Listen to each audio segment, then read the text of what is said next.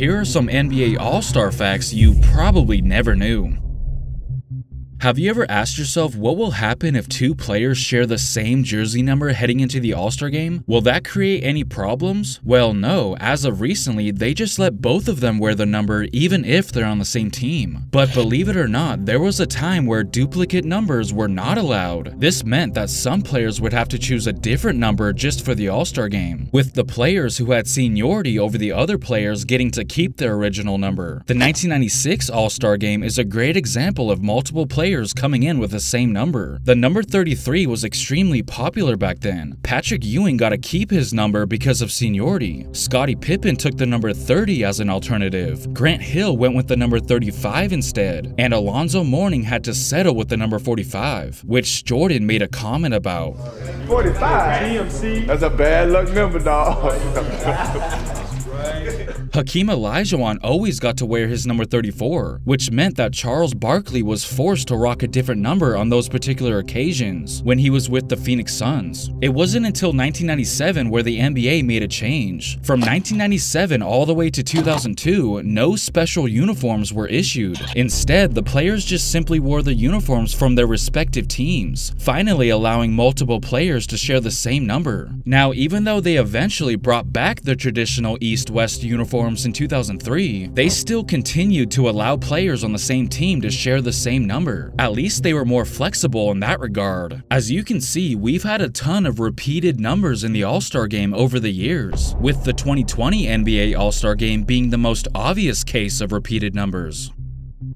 Not many times in league history were two players forced to share an award. It's a pretty rare occurrence to have co-anything. We've seen co-Rookie of the Year only 3 times, and only a grand total of 4 times have we seen co-MVPs in the All-Star game. Elgin Baylor and Bob Pettit both won the award in 1959. John Stockton and Karl Malone had to share the award in 1993. We all already knew Shaq and Kobe won co-MVP in 2009, but did you know that Shaq actually won co-MVP for the All-Star game another time before that? Shaq shared his first All-Star game MVP with Tim Duncan in the year 2000. I don't know about you guys, but I find it interesting that the 2 times Shaq won co-MVP, it was with players he had a previous beef with. And you can't say he didn't have beef with Duncan when he said this during his 2002 Finals MVP speech. How did you bring it all together down the stretch?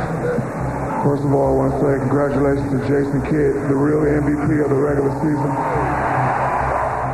Also, take a look at what happened before that same 2000 All-Star game where Shaq and Duncan won co-MVP. From the San Antonio Spurs, David Robinson.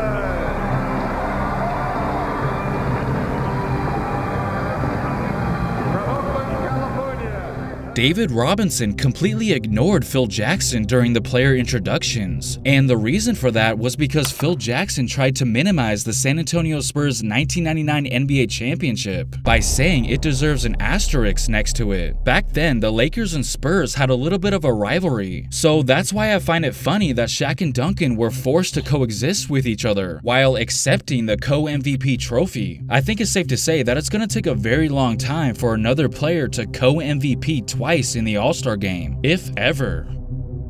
While it must have sucked for Shaq to have to share his All-Star Game MVPs alongside someone else 2 out of the 3 times he's won the award, at least it's better than having none at all. That's the unfortunate reality Kareem Abdul-Jabbar has to live with. Can you believe that although Kareem has made an insane 19 All-Star Game appearances, not once has he ever took home that game's MVP trophy? His trophy case is certainly not empty. He has 6 rings, 2 Finals MVPs, 6 regular season MVPs. But despite all that, and despite his 19 trips to the All-Star game, he doesn't even have one of those MVPs to show for it. At the complete opposite end of the spectrum, Adrian Smith has 1 All-Star game MVP to his name. And get this, he earned that in his only All-Star game he ever went to. It's crazy to think that it took Adrian Smith 18 less All-Star games to get the hardware that Kareem was never able to obtain.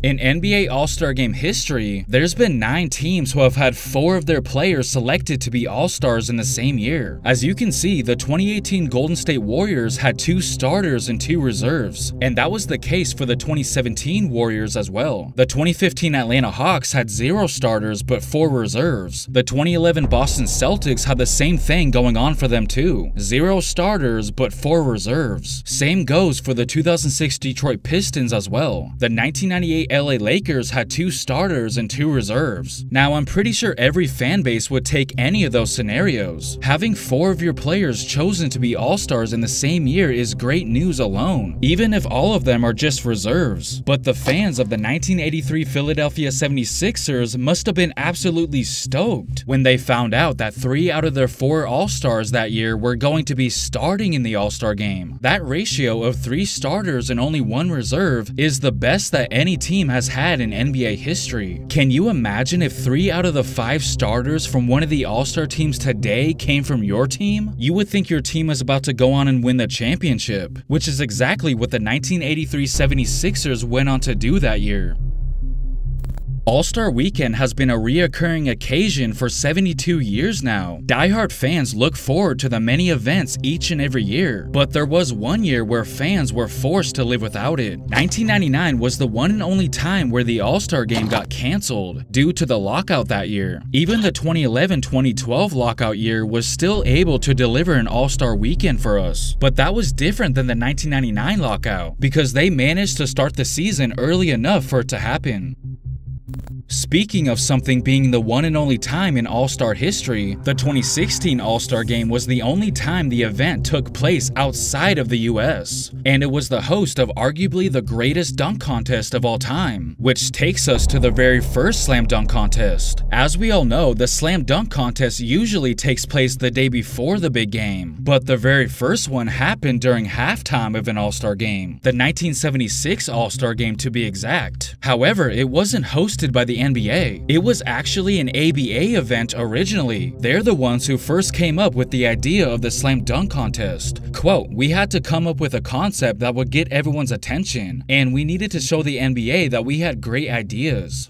Instead of going back to the locker room at halftime, Julius Erving, Artis Gilmore, George Gervin, Larry Keenan, and David Thompson all stayed on the court to put on a show. And instead of taking turns like we usually see, each player had 2 minutes to throw down 5 dunks. Again, all that took place at halftime, which is one hell of a halftime show if you ask me. The fans had no idea what they were witnessing at the time, as again, that was the first ever slam dunk competition in professional basketball. I feel like I do have to mention that the 2021 slam dunk contest also took place at halftime of the All-Star Game due to the pandemic. And we can't forget about the other time we saw a freestyle type format during the dunk contest, which was in 2014. The smallest competitor in this That's a bad toss. That's a bad toss.